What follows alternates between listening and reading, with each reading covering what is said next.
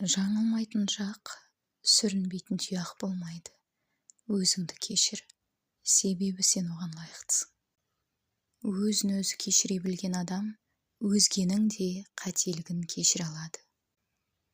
Өкпе мен ренішті жіберген кезде кеудеңмен терең тыныс алып, жеңілдегеніңді байқайсың.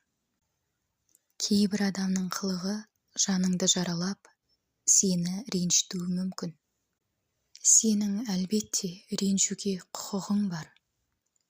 Бірақ ең бастысы, бұндай жағдайлар қайталанбасын десең, болған оқиғадан түйін түйіп, болашақта бұндай жағдайдың қайталанбауына өзің ықпал ете аласың. Өкпеңді жіберіп адамды кешіргенің, ол адамның сенің жаныңды жаралаған қылығын ақтағаның емес. Өкпеңді жіберіп адамды кешіргенің, ол өзіңе бақытты болуға рұқсат бергенің. Терең демал да өкпе мен өкінішті жібер. Жан дүниең тепе-теңдікке келіп, бақытқа бөленсін.